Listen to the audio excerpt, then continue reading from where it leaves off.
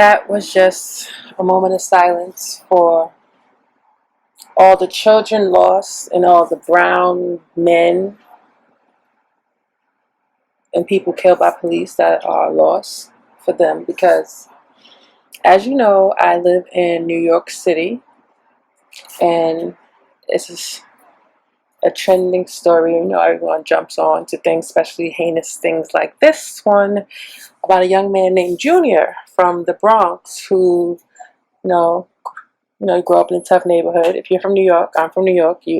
I grew up in a tough neighborhood, and when you're younger, you don't really know you're in a tough neighborhood. You don't realize that until you're adult. So he outside, and a couple of gang members mistaken him for someone else, and they ran to attack him, and he ran for refuge in a store he's been going to since, you you go to your stores, you live across the street or down the block, and it's a store that has everything you need. It's your favorite store, so you go there, you speak with the people. Where I lived, it was Arabics. I don't know if these people were Spanish. I feel like they were. And you just feel comfortable because these are people, you've seen growing up your whole life. Like, you see your teachers every day, you see these people way more. They speak to you, they ask about your mother, they make small talk, they talk Merry Christmas, like all this stuff. They give you candy, sometimes chips, blah, blah, blah. He runs in the store for safety. The guys kind of tell where he's at. The guys take him out, chop him up. You can watch that shit online. If you have any decency, you would not want to see it. It will haunt you for the rest of your life. So I would not, it would scare you to go outside. So I would not watch it. Just believe me when I tell you it's gruesome. And the young man ran 1 block to the hospital, which was nearby, that he did not make it to. And there's thousands of videos of people just swarming around him, recording. You just see flashes. It's dark. You just see flashes of him because people are recording. It's just crazy. The gang members apologize because they mistake him for someone else. Mistook him for someone else, but see, I'm from Brooklyn. I've seen fights like this with I lived in Williamsburg when I was fresh, out of college, and it wasn't that gentrified then. And I seen a lot of Spanish people, groups of them, fighting with bats, knives, axes, machetes. And I work in a West Indian neighborhood, so I see a lot of West Indian men outside with machetes at each other, but I never see them. Well, I see the Spanish guys hit each other with the stuff. But you know what I mean? You get used to this when you're from New York. And I feel like they're pushing a story, even though it is heinous, it is gruesome, and these people deserve to rot. There are stories like this every day. There are things happening like this everywhere. Even if the weapon is different, it is still happening to our young men, our daughters, our children, our women, our men. And yet, we sit here and we just, that black thing they teach you is, this is normal. This is supposed to happen. You're supposed to just get up and, strive, keep holding on. You know what I mean? They teach you that suffering makes you stronger. But in fact, ladies and gentlemen, it breaks you the fuck down. This video is not intended to bring you down from if you're high up, if you're feeling good. This video is straight facts, straight truth, if you don't know what that means. And the reason I haven't made a video in a while is because a couple of things. One of my friends that I knew since high school sent me a video of a topic I spoke about 3 years ago. And when I told her this, because I send my friends the links, because when I speak to my family, I speak to my family. So you are my family, just like I send this video to my family, because I'm not just speaking things into people that I wouldn't speak into people I love, because I love you. You are my family. You are me. We are one. And she said the reason she doesn't watch my videos is because I don't put pictures like everyone else. She wants to see, and I know people learn through visual learning. But at the same time, I support people in everything, and that really hurt my feelings. But that didn't really make me stop videos. I was just like, people come along, when they come along. And then YouTube, I went to log to my videos because I want to share a video with someone. I had made a video earlier on my YouTube days. It was a story time video. Don't go watch story times. I'm way too honest, but I didn't take them down because I was embarrassed, sidebar.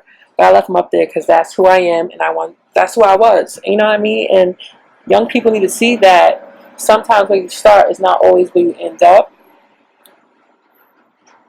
And that's not where I'm at now. So that's where I was then. So check those out. Judge me. It was some of the best times of my life, though. But anyway, we are dying. We're not even dying. We're being hunted, murdered, killed, assassinated, programmed to kill and hurt. What you young men don't know is that you are indigenous to this land. When I say that, I mean you come from a tribal people. You are soldiers naturally born. Instead of fighting each other, if we work to get there, we're unstoppable. I believe you can do anything. All of you. I believe this is how you have to be in your heart. I have so much faith in myself. I have so much faith in myself. And when I say that, it's not to be confident. It is to be confident, but it's not to be arrogant, malicious, or like speak down. Speak up to yourself. And I'm not saying I've been like this forever, because like I said, it takes time, it takes practice, it takes going through pain. Life is not a happy place. I feel like you young brown children, parents, grandmas, whoever, watch the television and you think this life is real. You think these people they put in front of you are portraying their pain in front of you, and they're not. They're portraying you the fake. They're portraying you the make-believe. They're portraying you like lies. They don't even look like themselves. And yet, our children follow these people. So this is when I turn to you parents now. Because I feel like we talk to the young men. We say, stop killing each other. Stop hurting each other. I watched 3 videos of young men dying in Brooklyn. Online. That's why I kind of been off the YouTube too. That's the 3rd reason. I'm tired of seeing people die online. Why is it cool to record this? 3 of those young men scream for their mothers. The question is, where were their mothers? And I don't want to hear that my child is out of control. They left the house. This is what you don't realize. You have control of your child. And when I say control, I don't mean to make it sound like property. I say that to say that you have influence over this. From birth to about nowadays 11 to 12. And sometimes 15, 16, 17. And if you're lucky, sometimes their whole life. But a lot of you have a short window of time to reach these kids, because people always say it's this and this and this. I speak to kids every day. I work with kids that's at the point where it is you fuck up and you ruin your life, or you get it together and you try to make it. I'm not at the point where it's fresh hopes and beginnings. I'm at the end. I'm at the end. You ask me why I'm so compassionate about my people, because I see the ending for people who are like 16 to 21. These people are not even 21, and the end is near. They're going to jail. They're having kids. They're dying. And when you speak to them, how was your childhood? My mother was always at work. I took care of me and my siblings. So basically, you've been the adult your whole life. Yes, that's why my mother can't tell me what to do now. I'm 15. I've been making choices by myself since I was 9. I've been saying go to sleep, do dishes. I've been running this house while you was at work. And now you want to come in here and tell me what to do? I've been grown. And that's the problem. Yes, we have to support our family. Yes, we have to work. But we also have to build a wealth, a knowledge. And then there's also those parents. And we have to spend time with our kids. I see our kids out there every day looking nice as fuck. I see these kids every day dressed to the 9. Hair done, makeup done, clothing done. Everyone empty. No one has love. No one know what a hug is. They fighting their mother. Their mother's calling the cops. They're going to jail. Their brothers, the warming squad is knocking down their door. Niggas is in shelters. Niggas is homeless. Niggas is in group homes. Niggas live with their boyfriend's family. Niggas live with other kids. People's children are not even in their home. But when those pretty moments come, those awards, those graduations, mom and dad is there. The kids are thinking mom and dad. The kids love their parents. No matter what you say, I don't care how bad you say a kid is, how right you went by them. You always could have done more. And I don't care. We live in a society now where we pacify people. You've been pacified. I've been pacified. We all been pacified. When your kid falls off the couch and hurts themselves, you run and kiss their boo-boo. No. Don't climb on the couch and jump so you won't hurt yourself. We're teaching them wrong from the beginning. From the beginning. We send our kids to daycare or school all day while we outside working. They come home. We don't ask them how they've been. We don't ask them what they learned. We don't talk to them. We don't read them. We're trusting other folks to raise our children. And most of the time, who are those other folks? They're not us. This video was longer than I intended. I never did get to the point that I was trying to get to. I had so much stuff I feel I wanted to say more.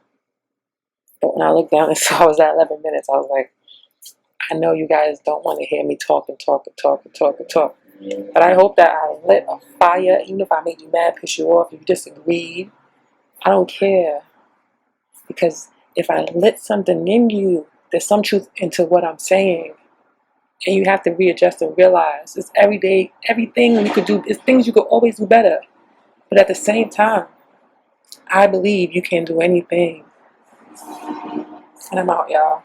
I'm sorry I've been gone. I'm back. I miss y'all. Hope everything's good. And I'll see you next time.